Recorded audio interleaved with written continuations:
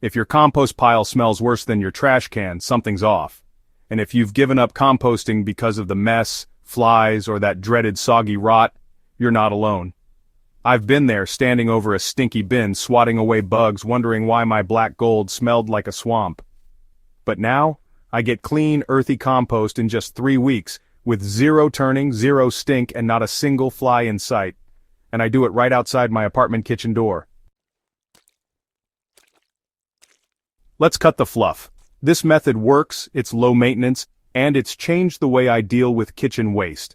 Whether you're gardening in raised beds, balcony pots, or backyard rows, this guide is going to show you how to create beautiful compost that smells like a forest after rain.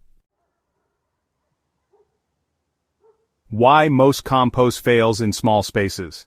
Traditional composting systems were made for farms, not patios. They depend on big piles, high internal heat, and the luxury of space to allow for air circulation and microbial activity. That works when you've got a corner of land to dedicate to it. But when you shrink composting into a small bin, all those built-in benefits disappear. Instead of hot, active decomposition, you get wet acidic sludge. Without enough carbon to balance out the nitrogen from food scraps, you end up with ammonia smells and a fruit fly magnet. No airflow means no oxygen, and that leads to anaerobic rot, exactly the kind of breakdown you don't want. That's where this method flips the script. It's not about heat, it's about smart layering, moisture control, and a few microbial tricks that make compost work in tight spaces, fast. The secret starts with structure. Forget turning. Forget complicated thermometers. The real key to composting in 3 weeks is in how you build your pile, not how often you stir it. So, think of your compost bin like a layered cake. Every single layer has a job, and honestly, if you get them right, the pile practically composts itself. You always want to start with a dry, absorbent base layer. This can be shredded cardboard, dried leaves, or even coconut coir. It acts like a sponge, catching extra moisture and keeping the bin from going sour. On top of that, add your food scraps. Anything from wilted greens to coffee grounds to veggie peels. Then cover that again with a dry layer. Every time you add scraps, cap them with dry material. No exceptions. That one step alone keeps smells away and stops fruit flies from ever laying eggs. Even better, it maintains airflow through the pile, so the microbes that do the hard work of decomposition get the oxygen they need. Moisture makes or breaks your compost. Too much water is the #1 reason compost smells like something died in it, but too little moisture and, well, nothing breaks down.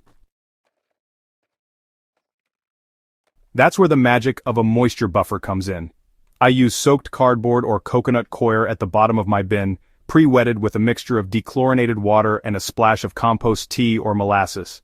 This layer holds moisture when the pile is dry and slowly releases it when things get too wet. It keeps the microbial environment balanced and active, without becoming a mushy mess. This technique works especially well in sealed or semi-sealed containers, like 5-gallon buckets or plastic tote bins, exactly the kind of bins most small space gardeners have lying around.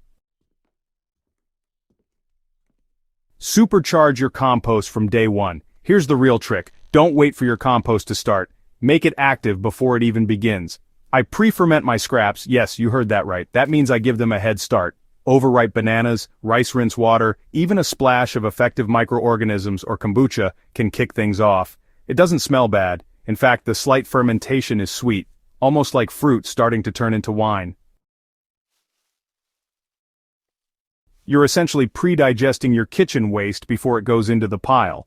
This lowers the pH a little, softens the structure of the scraps, and lets microbes begin breaking down material immediately once it's in the bin. It also reduces pests because flies don't like slightly acidic environments. And if you want to go the extra mile, freeze your food scraps first. Freezing ruptures the cell walls and makes them break down faster. Thaw them, add to the pile, and layer with your dry cover. You'll be amazed at how fast they disappear. After about 10 to 14 days, don't be surprised if your compost feels warm when you touch it. That's microbial activity at its peak. It's doing exactly what it should, decomposing. The smell? It should be earthy, like damp forest soil. No ammonia, no rot, no vinegar.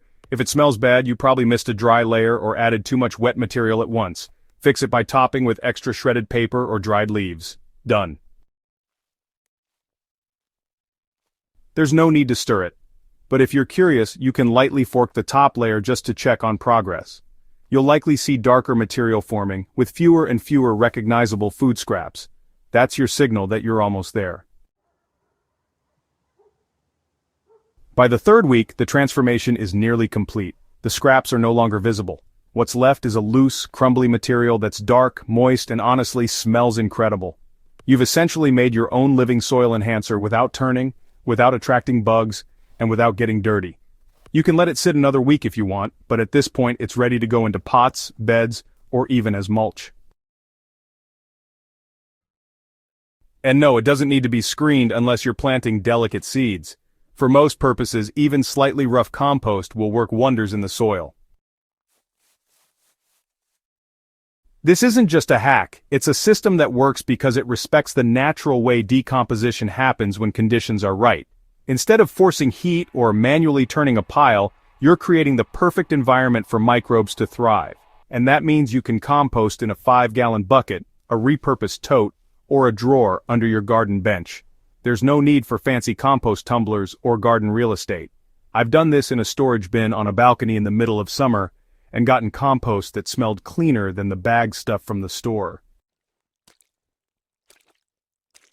It's so simple, seniors can do it, it's so low effort, busy parents can do it, and it's so effective, even serious gardeners will find it hard to go back to the old way.